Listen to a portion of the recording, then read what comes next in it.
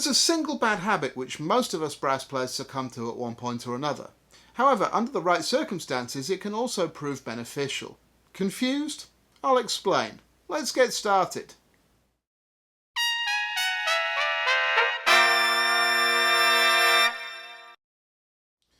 Hi, I'm Brian from Airflow Music. Alongside publishing our books for brass players, we're releasing a bunch of videos with tips to make brass playing easier for you. So, if you're new here, please subscribe to the Airflow Music channel so you're notified of all of our videos. This video is part of the Trumpet A-Z series. There have been a number of these videos where I've talked about the use of air in playing a brass instrument. In online discussions, almost everybody will tell you that there's a particular air-related factor which can be detrimental to your playing. However, it's also responsible for one of the more beneficial but controversial practice techniques we commonly use. Let's explore both sides a little. O is for overblowing.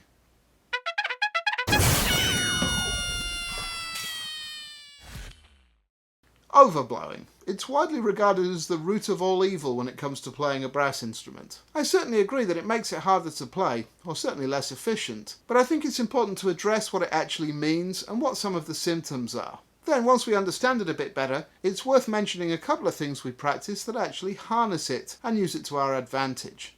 The basic meaning of overblowing is pretty obvious. It means blowing harder than necessary. I addressed this vaguely in the very first video in this series, A for air. As usual, that's linked up here or in the description below this video if you didn't see it. Overblowing is pretty easy to do because even with the current fad for grossly oversized mouthpiece throats, the hole we tried to blow through in the mouthpiece on the way into the trumpet is really quite small. Overblowing causes a number of problems in playing and mostly manifests in excess tension of one sort or another. It tends to be more noticeable in the upper register where the quantity of air required is smaller, so the amount we're overblowing compared to the lower register is exaggerated. The four most obvious symptoms are mouthpiece pressure, excess lip tension, excess tension in the throat, neck and upper body, and that uncomfortable feeling of excessive resistance or back pressure in the head as we're playing.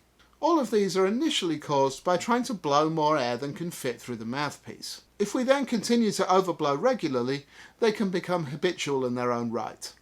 We tend to notice these things as we reach more excessive levels of overblowing.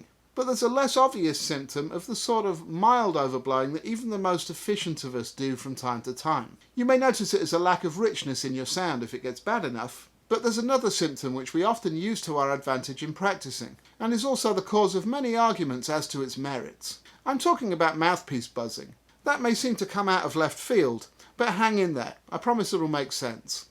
If we're playing efficiently and not overblowing, and we take the trumpet off the mouthpiece as we play, then the sound stops and all we might hear is a gentle whistle of the airstream through the mouthpiece. Something like this.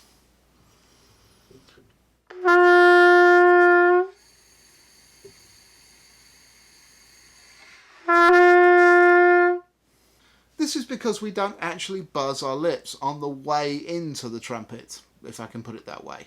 Instead, the vibration of our lips starts in response to the standing wave set up in the lead pipe by the Venturi effect of the air accelerating through the mouthpiece throat and funneling into the trumpet.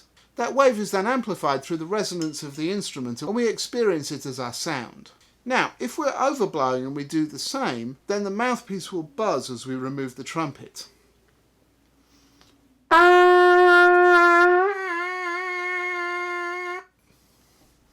If I compare the two, putting them into the trumpet, just the airstream and then the buzz, I hope that even over the microphone on the camera here you'll be able to hear the difference in my sound. If not, it's something you can try and experience for yourself. Let's see.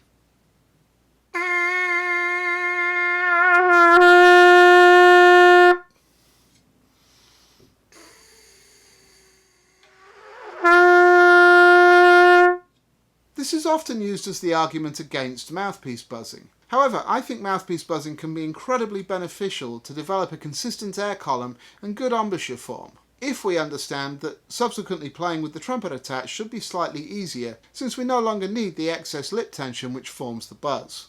If we can gently buzz the mouthpiece with good intonation, then backing off slightly and relaxing into the trumpet yields a much richer tone, with more of the overtones available to resonate. And great intonation on the instrument too.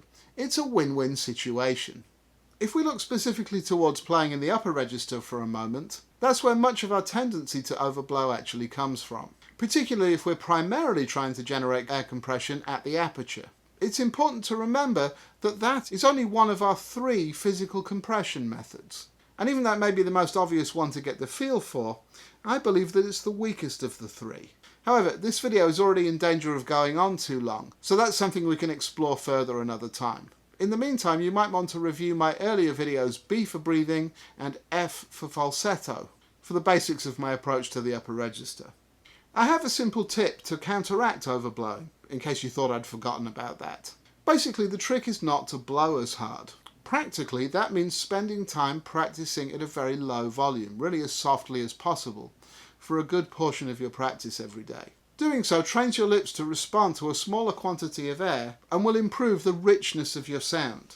With that being said, you should also practice a range of dynamics, so you can similarly relax into a fuller, louder sound. Please refer to the earlier video D for dynamics for some more about that. I hope you found this helpful and that I've answered more questions than I've raised. If you do have any questions or any other feedback about this video, please comment below. Otherwise, please hit that like button, subscribe to the Airflow Music channel, and share this video with your friends on Facebook or Twitter. I'll be back on Monday with another exercise of the week, and again on Friday with more Trumpet A-Z. In the meantime, please visit airflowmusic.com and check out the books, exercises, and other merchandise we have on offer. All sales directly support making these videos. I'll see you on the next video. Now, go practice.